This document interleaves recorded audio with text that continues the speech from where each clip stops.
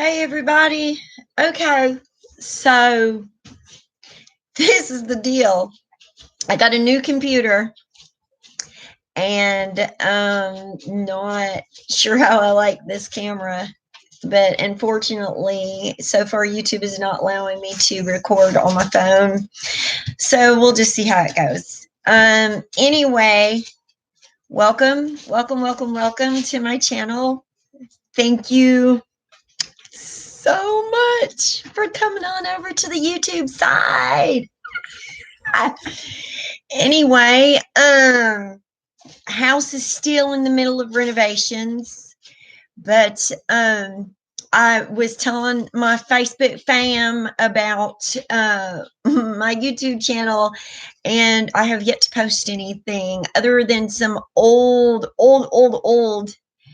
videos that I downloaded from when I originally started my show on Facebook, and they are videos that you can access. Oh my God, you guys. So I looked at them before I posted them.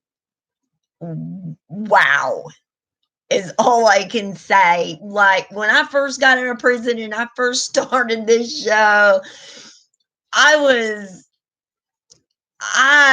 was just all lollipops, freaking gumdrops, all Hakuna Matata, and whoo, it has been a crazy past several years. And though I still greatly love the Lord, still 100% give full credit to my Lord and Savior for getting me to where I am now, or even getting me through this that I went through my whole life. I guess with all the stuff that has hit me, I'm not so lollipops and gumdrops about stuff anymore. Definitely the softer side of Sears has completely left the building. Completely left the building.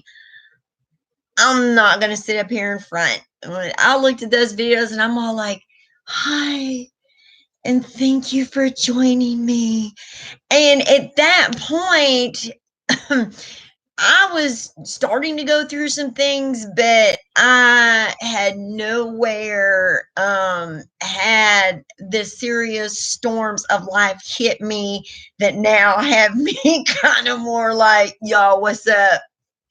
Thanks for joining, kind of thing. So I'm on Facebook and I'm looking on December 31st and January 1st, and everybody is posting these tender and insightful and deep and meaningful posts. And I'm sitting here thinking to myself, do I need to be putting something up there? Look, let me tell y'all something. I'm on freak out mode. Can we just get real? Can we just get 100? So I get out of prison and I'm all full of this passion to really reach out and to help other inmates that are trying to reintegrate back into society. And it was great. You know, my passion is still there. But anyway, fast forward, I've been through some things. I've been through a lot of things, y'all. My children have been the hardest issue, honestly, in my life. Trying to reconnect with them and muddle through all the garbage that not only my poor choices made, but the poor choices of individuals to not present the truth to them about their mother or about situations. And my whole thing is this: you ain't got to lie about me. You ain't got to make up horrible stuff. Believe me, I was out there and I did enough bad stuff that it did not need no help if you wanted to use something about me to make somebody not like me. If that's the way that you choose to roll, if you're the type of person where you are going to decide to not like someone based on past poor choices, then that's just you. Do you, boo boo? That's all I can say. If you are going to be a person that decides that you don't want to affiliate with someone based on what you've heard about them from somebody else, and that includes my children listening to other people instead of finding out for themselves, and then do you too, boo boo. One thing about me that I am strongly coming to find, like I've shared in some of my other posts, if folks want to stay in my past and that's the person that they want to see me as and deal with in their minds as being, you can stay there. You can stay there. Myself personally, I'm tired of my past chaining me down, holding me back. I'm tired of me using my past to define who I am and what I'm capable of now in this day and age. I had to give it up. So I moved forward out of my past. Y'all want to stay in that miserable history? Have at it. But so let me tell you why I'm on freak out mode, because I'm still very passionate about helping people like me, not just people who've been to prison, people who've battled addiction, people who are trying to survive traumas from abuse, rejection, dysfunctional families, you name it. This is the world. But so anyway, now I'm taking it to the next level. My God has a funny sense of humor. So things have been really chaotic. All right. I got one of my children that I had actually adopted to a family when she was an infant. I was in a horribly abusive marriage, did not feel like I could get out of it, and saw an opportunity for my daughter to be able to, and gave that opportunity to her. Fast forward all these years, I stayed in contact with family. The adoptive mother died. Let me just say this. My daughter, when she got returned to me, we didn't just have to battle. We aren't just battling with, she doesn't really know me, I don't really know her, and going through that whole process. But my daughter came very damaged, very broken at the hands of the environment that she was raised in, and I'll just leave it at that. And me, I'm out here trying to reintegrate into society, trying to live a healthy, good life for the first time, ever, and trying to get used to that. You get so used to abuse and living in a bad way and being a bad person and making poor choices that when you come out on the other side of that and you're trying to make good choices, you are making good choices, you are living a healthy life. Those are some uncomfortable shoes. All right. I got comfortable in my own misery, in my own dysfunctional up life. I did. I promise you I did. And so being in a marriage where I'm not getting beaten, not being mistreated. I'm not saying our marriage is perfect. We have our challenges. God knows we're human beings, but it doesn't look anything like any of my previous marriages. That's uncomfortable for me. It's scary for me. I don't know how to deal with it sometimes. Probably maybe a lot of times I don't know how to deal with it. Okay. So I'm dealing with that. We started a company from scratch. All right. There's many transitions that a business goes through within the first 5 years, sometimes first 10. So I'm balancing and trying to deal with all of that. And the growing success of it. It's, we're not Trump by far, but I'm just saying we're doing all right for a little small family business. It's seen its roller coasters. We've had some pretty hairy experiences, some hairpin turns, but we're making it. So, but we're still having to deal with all that. I'm the executive administrative assistant to my husband, so I'm handling all the business, the advertisement, the clients, this, that, and the other. So I've got that going on. New marriage, trying to get used to a healthy, decent marriage, trying to get used to a healthy, decent life. Enters the broken child, my daughter, and going through the many different colorful phases of not just being a mom, like hands-on, clean, sober, full-on mom. Thank you, Jesus, celebrating year number 13. So I'm having to deal with the newness of that, but I'm having to deal with being a mom to a very dysfunctional child.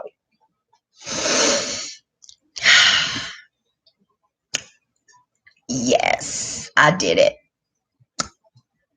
Oh my God. So in the midst of all this stuff going on, I clearly hear the Lord tell me, now's your time to move forward to the next phase. And it's one of those things where you hear it so clearly in your spirit that you do one of these.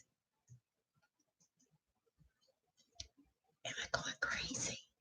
I know God wouldn't be doing this to me, right? I must be hearing things. Whoo! So I'm like, all right, let's do it. If I'm crazy, I'm going to know it soon. If I'm not crazy and this really is from the Lord, then everything's going to fall into place. That doesn't mean it's going to be easy, but it will all inevitably fall into place. So I started on the adventure and I applied to college because now we've come to determine in sharing with close family, friends, that, you know, my ambitions, my passions, my goals, my dreams, my desires, what specifically I needed to get degrees in and licensing in. So we set up on that track of self-discovery and figured that out and got it locked down. So now comes the process where we start as a former inmate of a violent crime applying to college. Now, I want to be real clear about something. First of all, don't nobody need to diss anybody about jailhouse religion. I'll tell you where all this falls into place.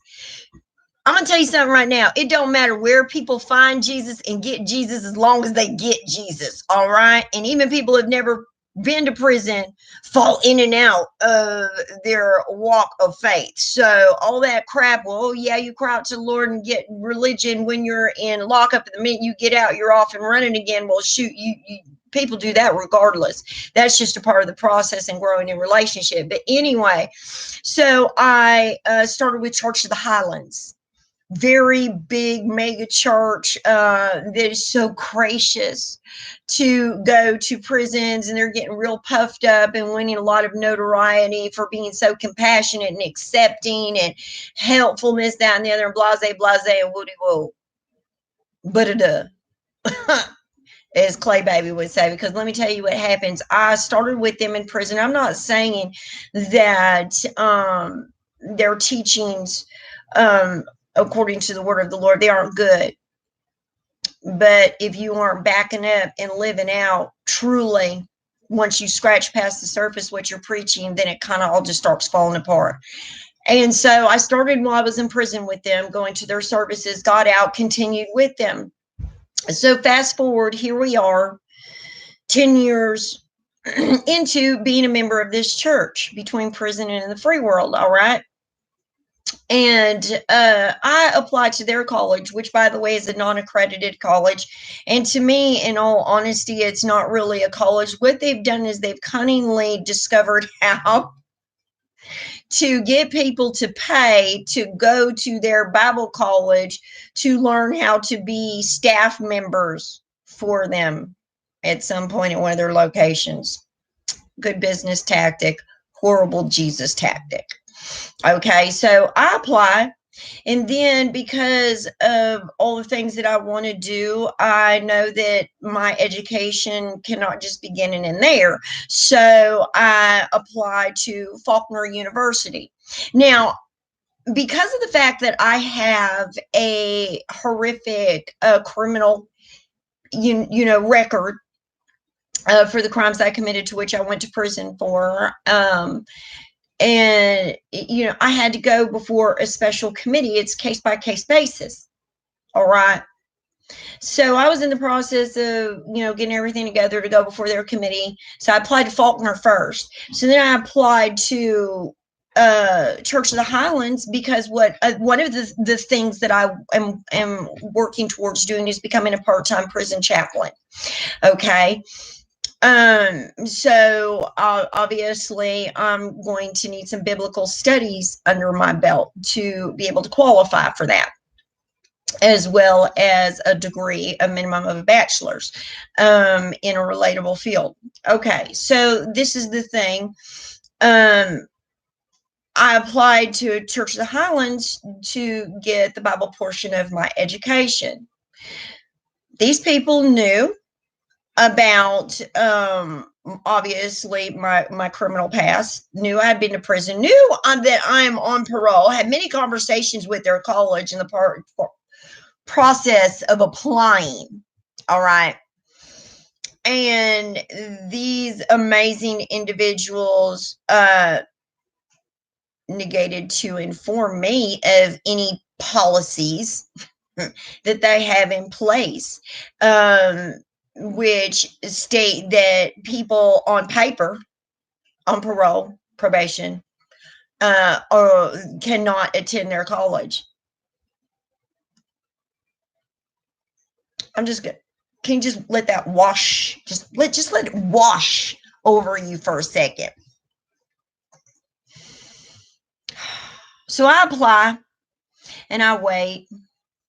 And I finally get the email that tells me that I've been denied entrance to Church of the Highlands College, and that was the reason why. Now, I'm going to be 100 with y'all because that's what I do. I'm 100 with this. As you can see, I don't got no makeup on. No, this is me. This is the real deal. This is the real deal. Desk full of stuff, preparing. Got rescues in the background. My house is still under renovation. There's nothing glamorous about this. This is the real deal. All right. This is the very real deal. When I read that, y'all, the first thing that hit me was such a feeling of unworthiness that I literally, for a brief moment, entertained the thought of suicide. Never let any human being or organization of human beings have that much control over how you see yourself, because nothing that those folks did in regards to me was Christ-like. That had everything to do with flesh and man and absolutely nothing to do with the Lord. They need to take a good look at the people that Jesus selected to be his disciples and take some help from him as to who needs help and who to put your hope and faith and time into, and to nurture and care for and encourage along, and who you truly need to be rejecting, because they got it all twisted. 3 years out, property owner, business owner, wife, mother, healthy, productive member of society. I spend what spare time I have being able to do volunteer work in various places on my own. So none of that mattered. They didn't care about any of it at all. All they cared about was getting my $50 application fee. That's it. And they got it, and they can have it. We'll see if that helps them buy their way into heaven. So I battled with that. I was very, very destroyed. With and who? I'm not sure. They're not like car and they're hungry. Okay. More than likely, it's the postman. I'm gonna let her handle it. So, anyway, I let that wash over me, and in an instant, I lost a church, my church that I 100% believed in, that had told me that I was not just a project to them, but that I was family. And then my eyes were wide open, and I began to see the things that my husband was trying to warn me about in regards to them. And he really didn't want anything to do with them. And now I see why, because I began to backtrack and see in all the little subtle ways that they're really not about what they're trying to make people think they're about. But I was just totally blinded and enamored with, the smoke and mirrors of everything. All right. Okay. So anyway, I lost my church because I left it. I didn't want to be a part of that, any bullshit like that. Sorry. Any mess like that. And I was dealing with rejection to a serious degree. Here I am wanting to enter into college, back into college, so I can get degrees, so that I can turn around and I can then go out and help other people with broken pasts, broken lives, to not just survive, but to thrive. And in an instant, I just felt like I was fooling myself. I was kidding myself. Like, who was I to think that I could actually get past my past? You have to pardon me. I have to just, some of this stuff is real hard to talk about.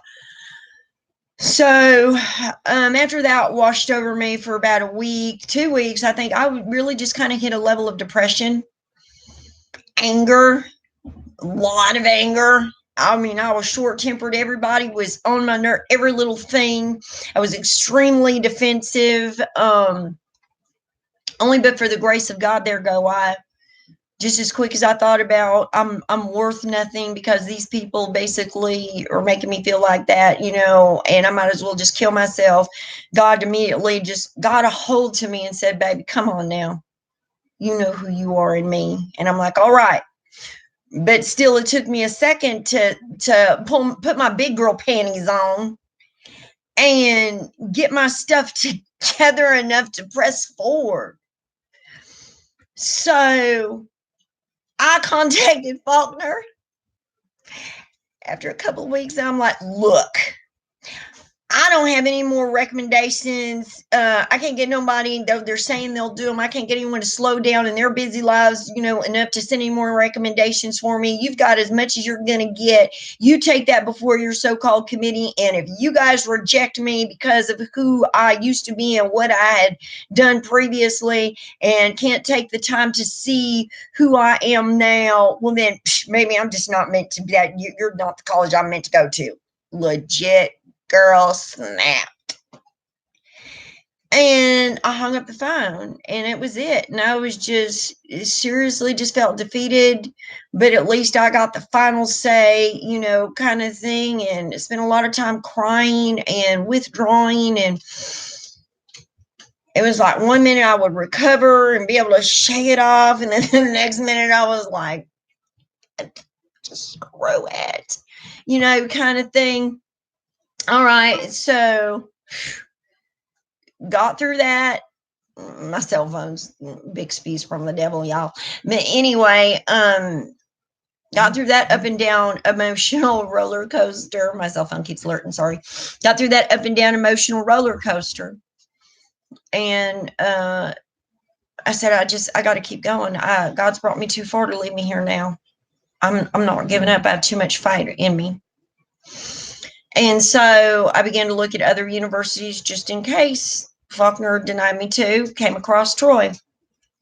And know some amazing individuals, including my current parole officer and previous parole officer to him. That's their alma mater. And they're awesome people. They were a little, the last two were kind of on the stoic end and kind of hard for me to connect with and get to know. But I have nothing but praise for my parole officers, every single one of them that I have, all phenomenal people, and have helped me, each one of them in their own individual ways, to succeed, in my freedom and to thrive. And I'm so grateful for that and for them. And so, anyway, applied to Troy, and now I'm sitting here just waiting and just waiting. Well, lo and behold, both universities accept me. And I'm like, bet, balls to the walls, just in your face, and I'm going to do it. And yeah, and I just got this. What the did I do? What did I do?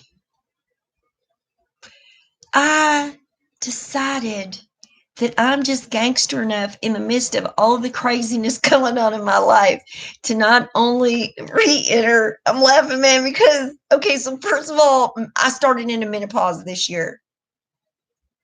I'm 48, beautiful, glorious, amazing years old. And I don't know whether it's the hormones. I don't know, man. All I know is that I accepted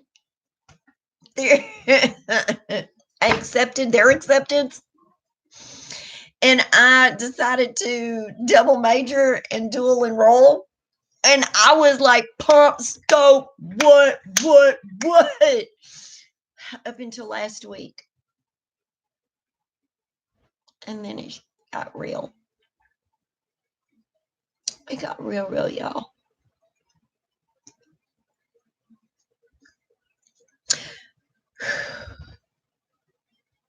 Last week, I began to hear my biological mother's voice in my head. When I was a kid, she used to tell me when I'd say I wanted to be a doctor or a lawyer, it'd always be the same thing, because you're talking to a kid that I have an above average IQ. I was in the talented and gifted programs.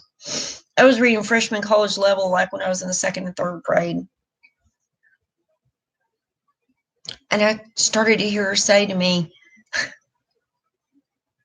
you're smart enough, but you don't have what it takes to stick in there.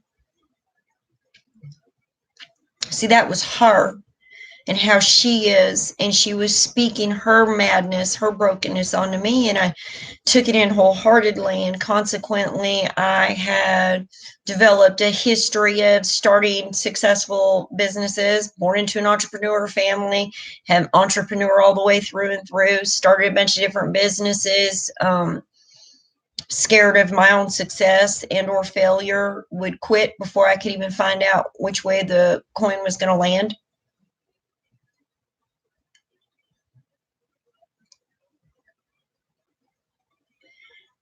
When I went to prison, I decided that that was going to be my rock bottom. If there was any further I could fall, I would never know it. I got determined to figure out what was wrong with me and to utilize anything and everything afforded to me to fix it. And I'm not saying I haven't had my scrapes, my bumps, my falls, but I have stayed determined. I'm a person that if I know that I can't keep the promise, I'm not going to make the promise. I'm the person you can count on. I'm the person that sticks in there, that fights the fight. Okay? That's the person that I am today. I'm no longer that quitter afraid of success or failure anymore. Okay? But in the midst of all that determination to not be who I used to be and correct those things about me, I've also had to learn balance and understand that there are times when the best thing that you can do is let go and walk away from certain situations and certain individuals too. You just got to know when is the right time to stick in there, and when there are those things where you just have to let go and let God and love from a distance. So anyway, it's one of my rescues. Can you say hi, Geraldine? Say hi. Say hi, everybody. So anyway, last week I began to hear those old tapes. I went from getting so excited and stoked and believing in myself and ready to fight a bear with a switch to I can't do this. I don't have what it takes. I'm a failure. I'm a loser. And then I began to remind myself of the past that I've gotten away from. I began to let those old tapes drag me back into my past, where some people are still hanging out and still choosing to exist in regards to me. And I was going back to join them in my mind. In my mind, I was becoming a worthless, trifling, low down, seating son of a blank blank, daughter of a blank blank, all up in here. And so all last week, it's been a fight. I have to keep reminding myself I'm not that same person. I don't have to go back to being that person. Who that person was is not what I was created to be. God don't make no junk. So it's just been constantly being my own cheerleader, because there reaches a point where all of this out here, everybody else saying you're right, you're this, that, and the other, it stops reaching you. It stops being effective. It stops reaching me. It stops being effective for me. And I have to hear it convincingly from myself, not from other people. So I have had to do a lot of self-talk, and shake it off. And every time I hear that woman's voice, or hear my own voice in my head saying her words, I have to stop myself in my tracks. And so that's been a pretty rough week, and running around trying to get everything together to, have as smooth a transition into doing classes as I possibly can. So there's been a lot of trying to get a lot of stuff caught up, take care of a lot of stuff that I've been putting off, so that it's not something that comes up and interferes with my education. All right. I mean, I'm serious, y'all. I'm so serious about this. I'm not the type of person now, like, for instance, I got my training and certification in industrial welding while I was in prison. All right. I'm going to tell you how determined I had become and still am. It wasn't enough for me to go to school. I had to make the president's list. And I did. I literally was 1 point off from a 4.0. And instead of me celebrating my 3.9, I literally was sobbing hysterically and freaking out at the graduation party. I am intense with it. I'm not just going to go to college and just pass. I'm going to be one of the top, if not the top, in my class. See, here's the thing about me, for me, and I'm not encouraging this, y'all, I'm just saying, you're looking at a girl with an above average IQ. You're looking at a girl who's in talented and gifted programs when I was in grade school. You're looking at a girl who was doing her babysitter's trigonometry and calculus, and now somewhere along the way, the abuse got to be so much, all the stuff that was going on in the households that I was being bounced from, there was so much going on that I became engrossed in that and stopped developing and growing. So the level of intelligence that I have, that muscle has not been utilized. And in some respects, that mind muscle has atrophied. This isn't just about graduating. This is about finally getting to see where mentally, intellectually, I would have gone had all that craziness in my childhood not interrupted my development. There are a lot of big milestones that I'm trying to accomplish, a lot of things that I'm trying to understand and figure out about me, some big looming questions.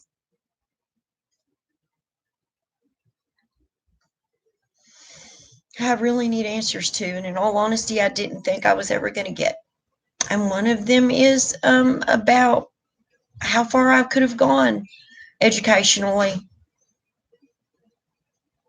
So I'm like, when I tell you, you could eat off my floor. I bleach my floor twice a day. I am like clean, clean. Okay, so it really is not as messy as it looks. I mean, seriously, really, I've got things so organized really and neatly. The only thing that's really kind of crazy looking is on top of my one rescue kennel. I've got some pet supplies there. It's not all neatly lined up, but I'm telling you, my closets are so my cupboards, for instance, everything's face lined, categorized. I guess it helps me to feel a little bit of control in a life where so much going on is out of my control. All right. So, I'm now in my last week before school officially starts, and I've gone from like my anxiety, it just keeps raising, it keeps raising, whereas I was all stoked and pumped, and now I'm just like, what the hell have I done? What have I gotten myself into? Are you kidding me? Legit. And I'm not scared. That is totally not an appropriate word for what I'm feeling, but I'm freaking out, y'all. I'm freaking out. I want so much, not just to do this for me, but to do this to be able to help other people that the world's given up on, the families have given up on, people have even given up on themselves. And I'm trying to tell you, y'all, if I can do it, oh my God, anybody can. Anybody can. All you need is just one person to believe in you. For me, my one person is always going to be Jesus first and foremost. And then my next, honestly, is my adopted sister.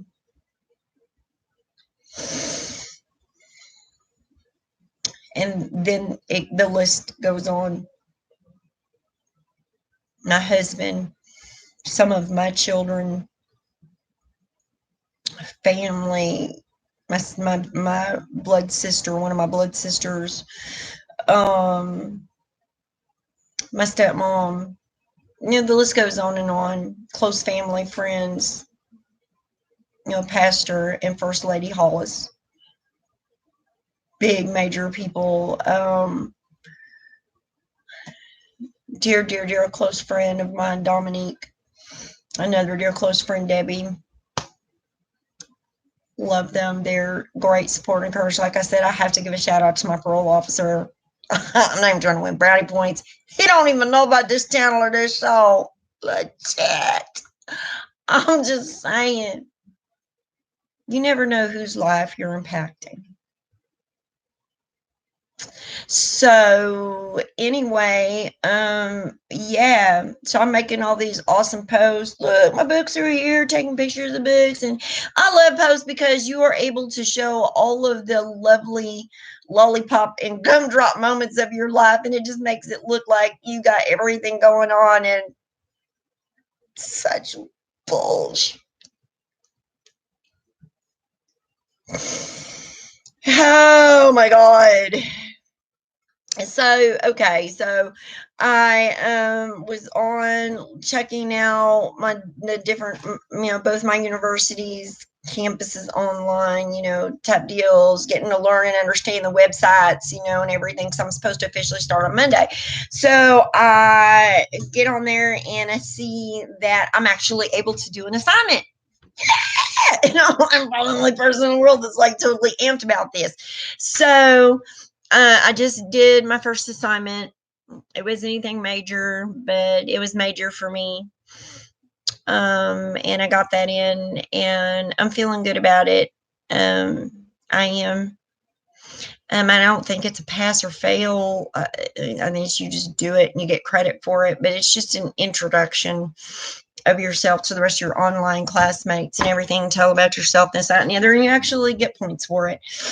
And so I'm guessing my universities work on a point system rather than a grade system. So anyway, yeah, I just got done doing that, and that actually relieved things a little bit. Just finally getting in there, jumping in there, and doing something in regards to my education. Honestly, you guys, I'm like really freaked out about my daughter and her behavior sabotaging my education. I'm worried about the hiccups in my marriage as we're growing to know one another and get used to having a better life. He comes from some rough stuff too, and hasn't had the greatest of relationships. So he's having to learn to navigate the same kind of water as I am. And, I'm just going through the news of that and living with someone day after day after day, that same person, and dealing with their quirks, their issues of brokenness, all those lovely things, and I'm sitting here freaking out, my husband's decided to make a transition with the family business. So we're still going to, for certain private clients, be doing construction work, renovations, and things of that nature, new builds for them. But predominantly, we're transferring over, and we're going to be producing high-end, custom-made furniture, which he'll be able to do out of. We have 2 workshops on our property, and the main one he's going to be, building the furniture. Just phenomenal. I mean, the guy is just. He's got a story, man. My husband was thrown out into the woods in grade school to survive and live on his own. And just the amazing triumphs and challenges and difficulties and battles that he's been through, man. He beat opiate addiction. How many people do you know out there that do that? And he did it on his own with very little help. He went through this boxing program and pulled himself off of that before, the doctors will keep you on that stuff forever, but he did not want to go into our marriage on Suboxone. I met him while he was doing the Suboxone program, didn't even know until, I was already head over heels in love. But, had a very horrific weekend where I had to go through where he just, stopped taking it cold turkey. And I had, the doctor's office knew what he was doing, and the on call, the nurse in the office went on call just for me in case, something went horribly wrong. And I had to watch him squirm and struggle and battle through 72 hours of absolute hell. And I know every single day, that there's probably still some level of hell that he's still having to battle through, but he did it. He's doing it. And I'm so very proud of him. He's working on year number 3 of, being free of opiate addiction, and it's amazing. He's got a testimony into himself. So, and I've got 13 years that I'm working on year number 13 of being clean and sober. Unfortunately, the strain and stress and the pressure of all the issues that I had to deal with regarding my daughter took its toll on me, and I did take cigarette smoking back up. And so, yeah, but thank you, Jesus, it's not drugs or alcohol, so I'm not going to beat myself up over that. And had some pretty harsh hiccups physically. I underwent 3 surgeries in 2019, almost back to back within a 45-day period. I had my spine operated on through my throat and both my knees, and I had to recover from that and not become an addict through it. Thank you, Jesus. God is so good. Those were some very severe surgeries. And God got me through. I can't do nothing but give him thanks and praise. So going through that, had some very painful things happen in regards to my relationships between me and some of my children. Now menopause, you have to pardon me, hot flash, and trying to deal with that. What the hell am I doing, y'all? Legit, what the hell am I doing?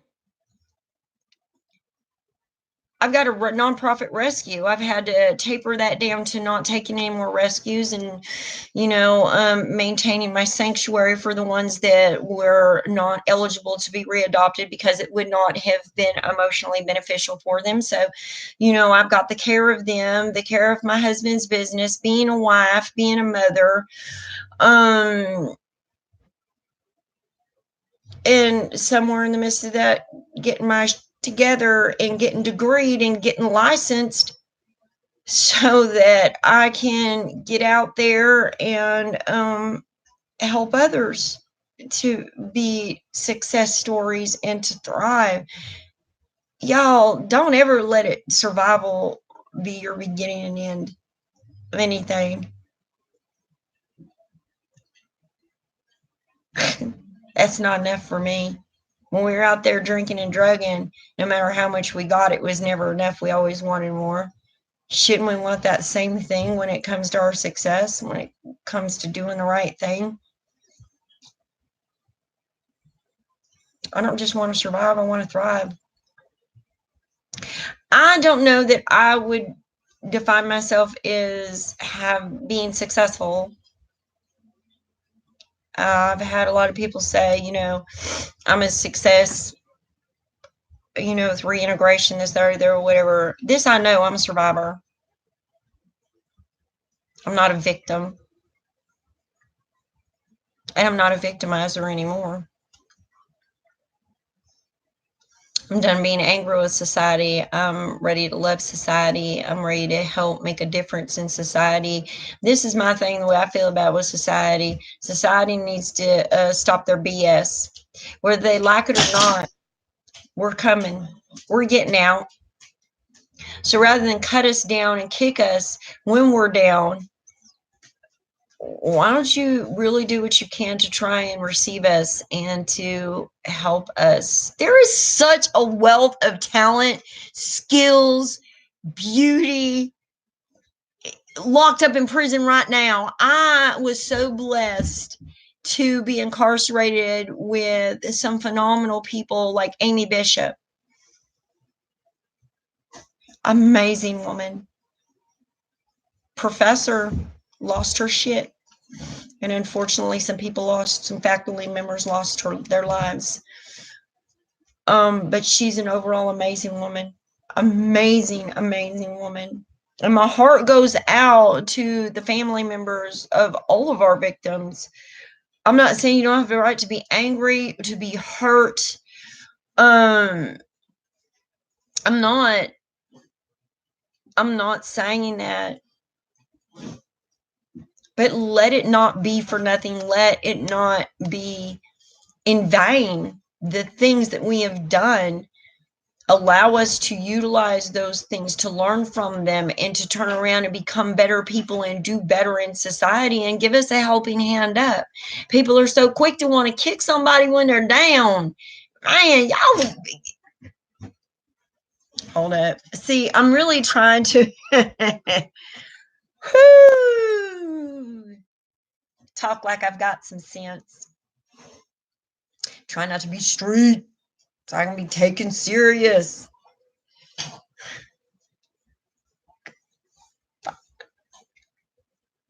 I love y'all. I'm freaking out. Monday legit is when I officially start both colleges. I'm just doing one class at each university the first term, mainly because I have to pay out of pocket for these classes while I work my way out of default, which will take 3 to 6 months to do. So at least the first term and possibly second term, I'll have to pay for classes. Baby, them classes is expensive, but well, I don't got Trump money. Oh, me and my husband, yeah, we live comfortably, far from being wealthy. And so, it'll be one class per university each term until I can get my financial aid back on board, and then it's really going to get crazy. So this gives me a chance, like kind of get acclimated. And no, y'all don't play with that. Now, see, they're playing with my back scratcher. Anyway, so yeah, when I left prison, I wanted something from prison, so I wore my pajama bottoms under the outfit that they gave me to change into, and I legit have my prison sleepwear bottoms. My first day of school, when I report to my desk, I haven't decided yet.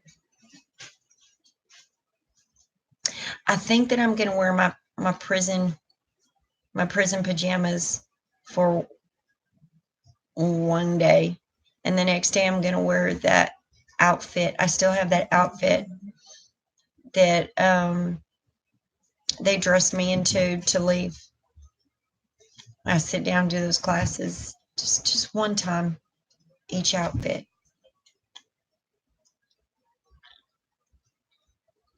No matter how far